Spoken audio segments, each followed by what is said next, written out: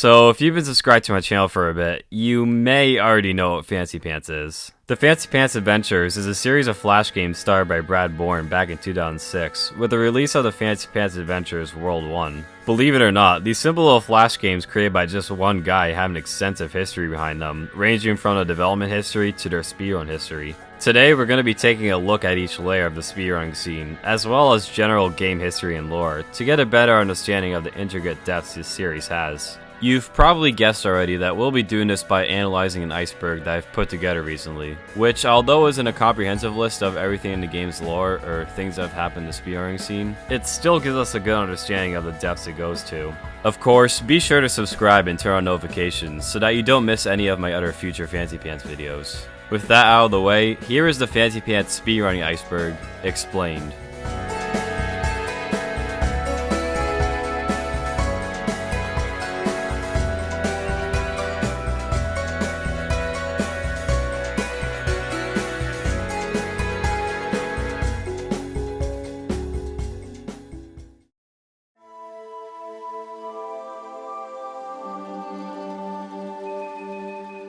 Number of games. You might already be aware at this point that the Fancy Pants series has grown exponentially due to the millions of people who have played the games worldwide. Most people watching probably know about Fancy Pants World 1, 2, maybe even 3 and beyond. But believe it or not, there are technically 9 official Fancy Pants games at the time of making this video. As you may have guessed, there isn't technically a Fancy Pants World 6 or Fancy Pants World 9, but the other games are either just spin-offs or reimagining / remasters of pre-existing games. We'll be talking about these throughout the rest of the video, so you'll get an idea of what these games are exactly as we progress. Brad Bourne. Born on July 9th, 1985, Brad is a Flash game developer and the original creator of the Fancy Pants series, and has been working on the games non-stop ever since Fancy Pants' original conception. Well, at least until, you know. But yeah, although his future plans for Fancy Pants have mostly been delayed for now, and because he and his family have had to deal with a recent hurricane storm, he's still making games for his series to this day, with no signs of stopping for good. Bourne Games. Bourne Games is the name Brad has given to his website, which he created back in late 2007, and has presumably been turned to his company name around the time that Fancy Pants Adventures for console and mobile platforms is being developed. Nowadays, his games are rarely used under the Bourne Games name, as most have been published independently or by Congregate, with their company now unfortunately delving into the NFT game field as an alternative to Flash games. However, his website is still, mostly up and running today, but despite the Bourne Games company now being pretty dormant, they have an official Discord under the same name that's still thriving today. World 4. Another entry in the series that's considered to be confusing by some is the Fancy Pants Adventures World 4, released in individual parts, with the first one coming out on March 19th, 2020, just as the global pandemic hit. This game was a flash port of the first 3 levels of the Steam game Super Fancy Pants Adventure, or SFPA. Now, obviously since this was ported to Flash, it was essentially a free way to play SFPA, and acted as a sort of demo for the game. There's a lot of questionable changes that were made to the game, such as how after you beat part 1, this cutscene here is already activated, unlike the base game, and the smoke effects are also a bit more pronounced. But other than that, it really is just a direct pour of some of the levels in SFPA. Like I mentioned before, it's implied by the creator of the series, Brad Bourne, that this was made so that he could release the game for people during the pandemic, which on top of everything else just makes this a particularly odd installment in the series. Most people who know of SFPA and World 4 know that they're different games, unlike some people of TFPA and World 3. But the reason this is on the iceberg at all is that it's pretty much already been forgotten about. The leaderboard on speedrun.com has barely any runs, and currently has no active runners, which isn't too surprising considering everything surrounding it. The game released just months before the closing of Flash at the end of 2020, and since the game was just a lesser version of SFPA, which most people who are playing this game already owned, there wasn't really any reason for people to give this game more than a quick glance. I'm sure it enticed at least some people to buy the full Super Fancy Pants Adventure if they didn't own it already. But other than that, this game really served no other purpose besides selling copies of a pre-existing game, which makes this entry very forgettable. Flash Player 11. Despite what you might hear from people all over the internet, there is still a way to officially play Flash games after 2020, and one of those ways is by using the Adobe Flash Player standalone application. It's really simple to use too. All you need to do is download the SWF file for the game, drag and drop it into the app, and that's literally it. This application mirrored the numerous versions that the Flash web plugin did, and it went all the way up to version 32.0.0.371. At least for most of the world, since there actually is a China-specific variant that goes up to version 34.0.0.251. Man, that's a lot of numbers. There's also apparently a Flash standalone app found in Adobe Animate that goes all the way up to version 35, but anyways, you may be wondering why I mentioned version 11 in particular. It's been discovered that only Fancy Pants 2 and 3, for whatever reason, seem to run a bit faster on version 11 compared to 32. This is supposedly since these first few games were made with Flash Player version 8 in mind, meaning that the releases up until around 11 had something in them that helped the games run smoother, which got patched out in later versions. The earliest version of World 2 actually has a bug where it will run faster than intended on beefier computers, as the game is able to generate more frames than the intended 30 FPS, something that was fixed in later versions, but not entirely. In just the menu, you can see that the game is much faster in Flash 11 than it is in Flash 32. However, this doesn't really matter for speedruns, since it only happens in the menu in these versions, and the game uses an in-game timer anyways. For Fancy Pants 3, which doesn't have an in-game timer, most people have verified that the game is a bit less laggy on Flash 11 compared to Flash 32, although this hasn't been completely confirmed to be slower as of now. Interestingly, later versions of World 1 are also configured to run at 60 frames per second, but they have some kind of frame limiting that actually makes it run at the 30 FPS speed. Cutie Pants. Cutie Pants is the sister of the Fancy Pants character in the series, who first appeared in Fancy Pants for console and mobile, and still appears in the newer games today. Besides being playable in the Fancy Pants World 1 remaster, she's only really used in the game as a way to drive the, plot of the games, with no other significant role besides that. She also owns a cat named Caboodle who comes along with Cutie Pants in her adventures, and yeah, that's pretty much it. Both of these characters haven't really been fleshed out a lot since Fancy Pants isn't a very story-focused game, but nonetheless, these characters serve as a pretty good addition to the series. Flashpoint. Flashpoint is a project that has archived as many web games as possible, and has helped preserve a bunch of Flash games before its inevitable death. This also includes the Fancy Pants games, and is usually the ideal way to play them today, as well as thousands of other online games. The main reason this is relevant is that there was a web release of the Fancy Pants World 1 Remaster that added a bunch of new features, which currently aren't present in the PC or mobile versions. And it wouldn't have been made accessible in Flash standalone if it weren't for this project. However, luckily in January of last year, a Fancy Pants enthusiast named Figure 8 Animations was able to edit the game's code and get the game playable on a standalone PC application. I could get into the technical details on why this game previously only worked on Flashpoint and not on regular Flash standalone like I mentioned before, but all you really need to know is that launching this game in standalone normally just redirected to a web page that doesn't function anymore. Overarching story. When playing through the mainline games, but particularly World 3 and Super Fancy Pants, there is a pretty subtle story going on that more so has to do with the world building than the actual plot. World 1 doesn't really have a lot going on in this department, but in World 2 we get introduced to the nameless mayor of Squiggleville, who gives you an ice cream that gets stolen after completing the golf course. He then later appears in World 3 in his hometown of Squiggleville, and in it we get introduced to characters such as Cutie Pants, the Pirates, and the King along with his royal tub. Then in Super Fancy Pants, a lot of these elements are directly carried over. For example, the house you start in is the same as the one in World 3, and all of the characters from that game make a reappearance as well, with the story of the pirates continuing on. It might not be apparently obvious if you play the games years apart from each other, which is why it's at the bottom of this tier, but otherwise you'll probably pick up on at least some of these things.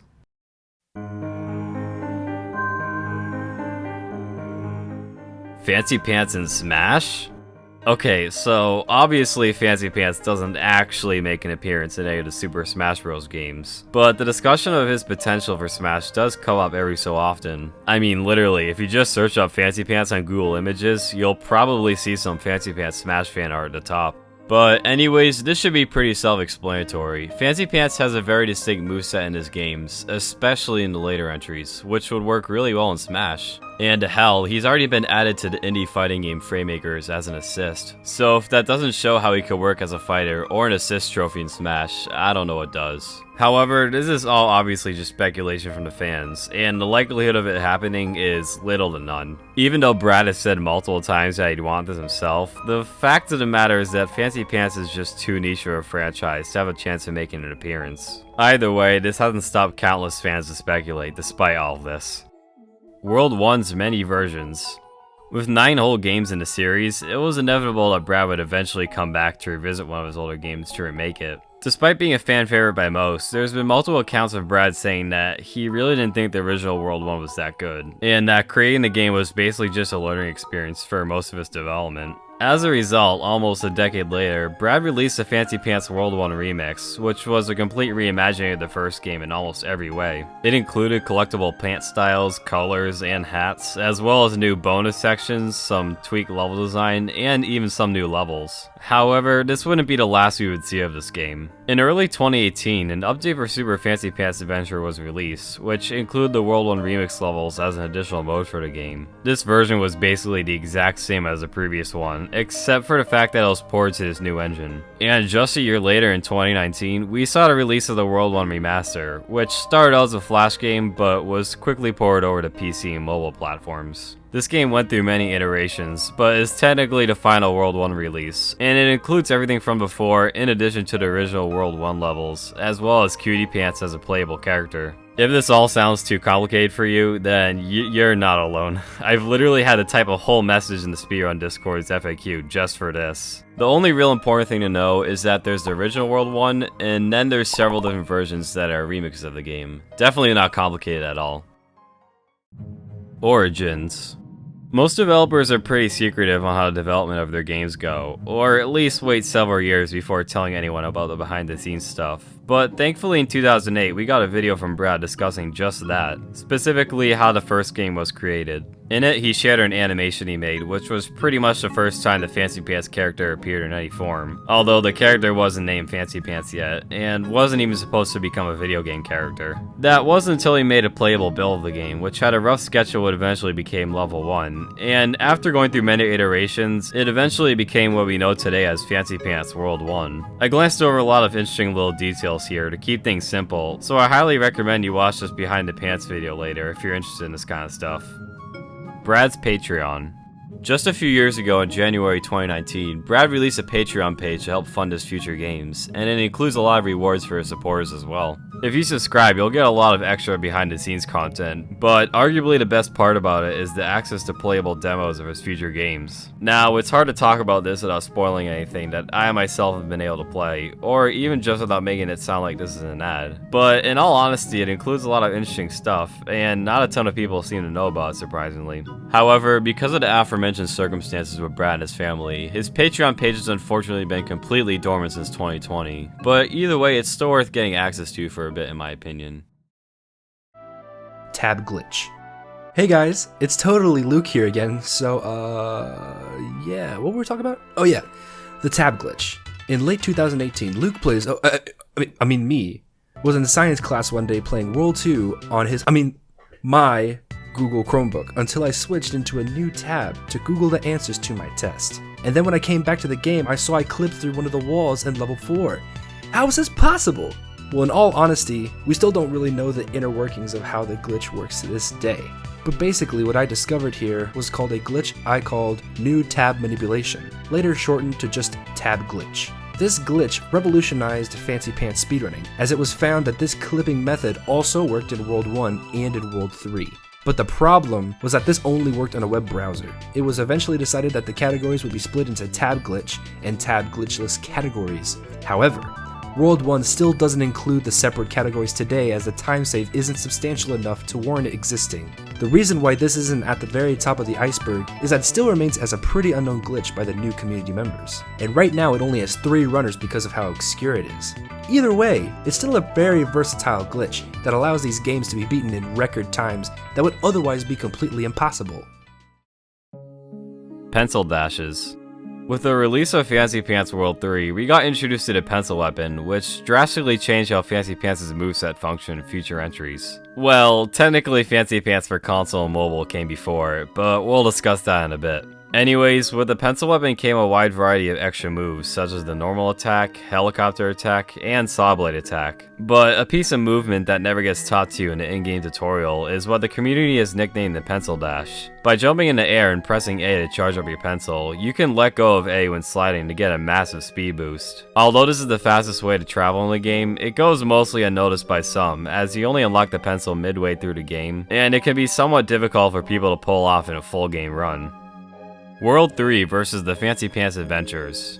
A lot of people seem to get these two games confused, since they're both called World 3 by some, but they are pretty different games when taking a closer look at them. The first game here is simply called the Fancy Pants Adventures, which I'll be referring to as TFPA, was released on April 19th, 2011 on PS3, and was later put on Xbox 360 and mobile platforms. The main story of the game was called World 3, the biggest world the Fancy Pants series has seen yet, and also include the original World 1 and 2 as bonuses. In addition to many other features, which I won't delve into here, this game was a nice sort of collection of the series thus far, and was a great way to bring the game to non-Flash platforms. That would soon change only a year later on April 5th, 2012 however, as the Fancy Pants Adventure World 3 was released for free to the public on Flash. This version was essentially a downgraded port of World 3 in the console and mobile release, as it cut a few levels and other cool features, but this was still overall a good game, especially for Flash. Having these two games released less than a year apart from each other definitely made some people confused about the difference between the two releases, but if you play through both of them yourself, it's definitely apparent how different these games actually are from each other. Poke versions.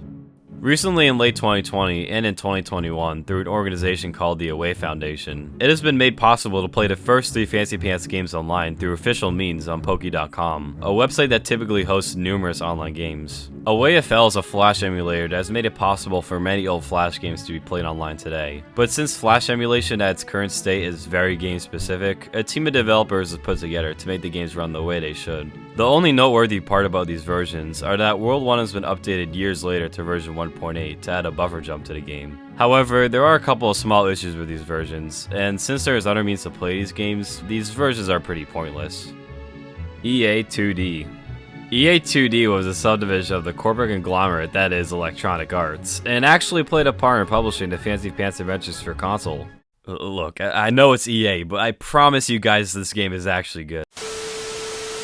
Although the exact details of how the partnership started is largely unknown, we know that EA 2D came to Brad and wanted to make a platforming game on the iconic series that we all know today as Mirror's Edge. Yeah, okay, so before starting development on TFPA, Brad helped develop a 2D Flash spin-off of Mirror's Edge, which officially released on February 20th, 2009. And only a couple months later, the team decided to bring Brad onto another project, which we of course know as the Fancy Pants Adventures. They basically just wanted to make a large-scale Fancy Pants game that would release on console and mobile, and the partnership went pretty well as far as we can tell. However, EA 2D was later renamed to BioWare San Francisco, and then closed down soon after in February 2013, just 2 years after the game released. Apparently some of the employees were able to find jobs in other EA studios, but it seems like a majority of the people were laid off, which is really unfortunate considering how talented some of the people were.